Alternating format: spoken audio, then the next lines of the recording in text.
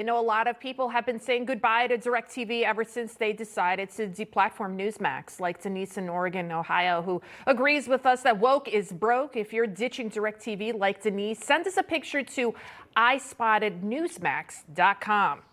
Well, you know who hates wokeness is Governor Ron DeSantis. He's pushing back against woke ideology in Florida's higher education system. Earlier this week, he announced plans to get tighter controls on faculty hiring and prohibitions on diversity, equity, and inclusion programs, aka CRT. Joining us now to discuss is senior fellow at American Federation for Children, Corey DeAngelis. Welcome, Corey. Hey, thanks for having me.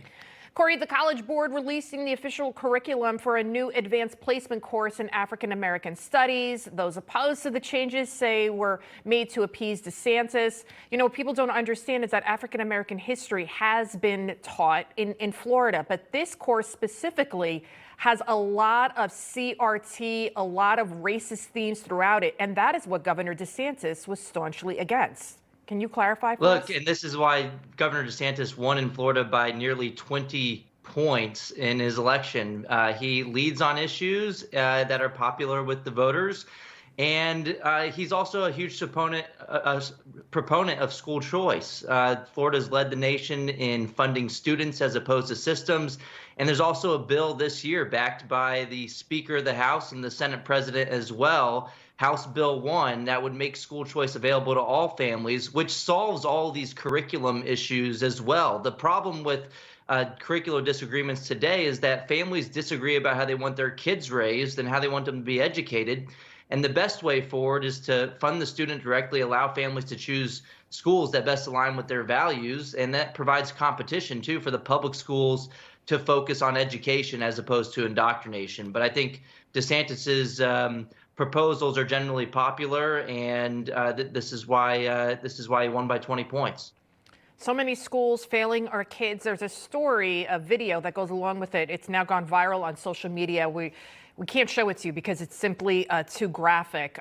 Two boys in Homestead, Florida. One of them is 15 years old. He looks even older. He looks like a grown man. He is viciously beating down on a 9-year-old little girl on a school bus. This video goes for about 40 seconds. No one intervenes. The bus driver doesn't intervene. The girl's parents say she has been complaining about the bullying, but the school has refused to do anything about it. The little girl, she appears to be white. The two attackers, they appear to be African American, and people are saying that that is at the core of this issue, and that had the roles been reversed, we would be seeing this video and everybody would be talking about it on every single cable channel. What are your thoughts on this issue? Yeah, I mean, I saw this video as well. It's horrific. I wouldn't recommend checking it out because it's a horrible video. But it's just another reason why families need alternatives.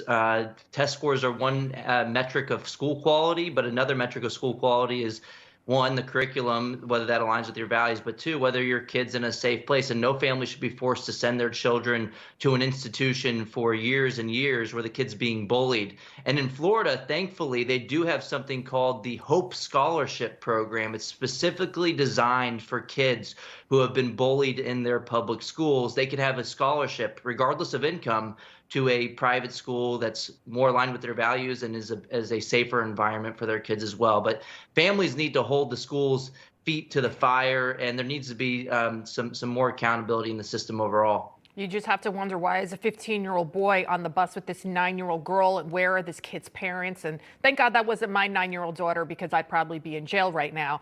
And a friend of mine, she was telling me about that. Her son was in the bathroom when he saw a transgender student in the bathroom. She actually sent an email to the district asking more questions about trans kids using the bathrooms. She hasn't even gotten a response yet. And this is happening all across the country. President Trump, he's been calling to outlaw transgender ideology, and not just for little kids and not just in the classrooms or on certain federal programs. He wants to ban it on every level. Take a listen.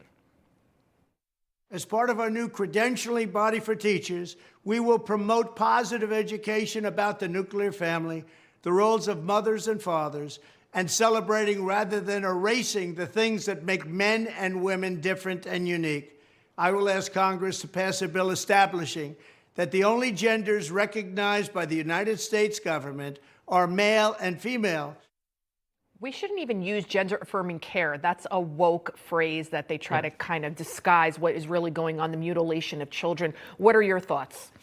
I mean, that's the big problem here, especially when it applies to children. And look, schools should be places where kids are learning math, reading, and writing. We're not seeing a lot of that. We first saw the introduction of CRT into the classroom and other politicized topics, but now even more heinous is this so-called gender-affirming care with children and sexualized curriculum. That should be up to the parents to talk to their children about sexual activities and to have that kind of education. The schools should stick to the basics, math, reading, and writing. And look, this is another argument for choice. Families shouldn't be forced to send their kids to institutions where they feel like they're being brainwashed in one way or the other, particularly when it comes to sensitive topics like these. Thank you so much, Corey DeAngelis.